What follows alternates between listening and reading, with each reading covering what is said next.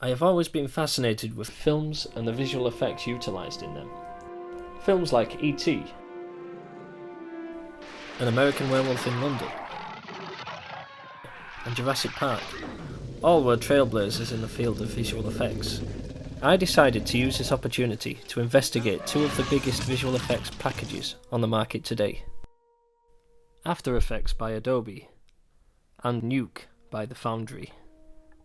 My aim is to understand a little about how these effects are brought to life.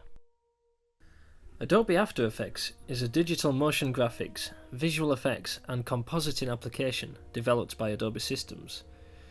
It is primarily used in the process of post-production and television production. It has been used in successful films and TV programs such as Monsters by Gareth Edwards, The Social Network, Aviator, and John Adams. After Effects is a layer-based program in which each layer added affects the state of the layer below it. Each layer you add improves on the overall image until you reach your desired effect. I visited the Broadcast Video Expo 2014 to speak to an Adobe representative regarding After Effects and the Creative Suite. Most feature films that are made will have an After Effects workflow in them of some degree, whether that's to do with compositing, motion graphics, or a combination. So you've seen things like Social Network actually did their final conform of their film on After Effects. But you won't find many features that are made that don't have After Effects in their pipeline to some degree. If you're a smaller company, it may actually be the solution that enables you to make your film.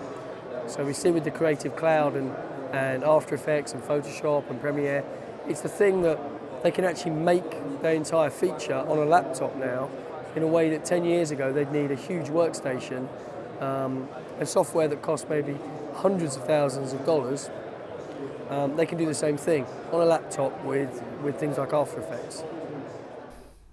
I asked post-production specialist Jan Green why he uses After Effects. Also using in conjunction with Cinema 4D, which is really useful, being able to track a shot within After Effects has a very nice feature, which is the inbuilt camera tracker, which is basically a one-click solve if the shot is not too complicated. And then you can use that information and import it into Cinema 4D, and you can have your 3D camera in a 3D space and then do what you need to do with that and very easily re-import it back into After Effects, and that's a tremendous achievement for like our daily needs, and it's really good basically.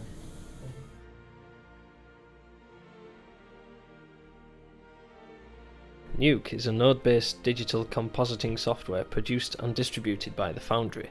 It is used for film and television post-production. It has been used in films like Avatar, The Hobbit, and Disney's Oz. Nuke's workflow utilises nodes instead of layers to control how you organise your project. For instance, each node you plug into your footage adds to the desired effect. They can also be organised and grouped into sections due to its tree or node workflows. I emailed VFX expert Asraf Dulul, director of the short graphic film Fubar Redux, about his use of Nuke. He said, "The reason I use Nuke is mainly for complicated comps involving extensive paint and rotor, something After Effects doesn't do well. In Nuke, I can combine rotor and keys to get a good match over complex shots more efficiently than After Effects." I spoke to Peter Welton, compositing and VFX artist, on why he likes using Nuke. I would say is probably one of the best bits of compositing software out there. So yeah, any compositing work that I would do, I would usually go to Nuke first for that. Adobe currently charges £46.88 a month, which gives you full access to their Creative Cloud, although they do offer a student plan for £15.88 a month. A license for Nuke comes from around £2,534. They do offer a student rate around £150, which is a 95% discount, dependent on the size of your project and budget. Depends on which package you use.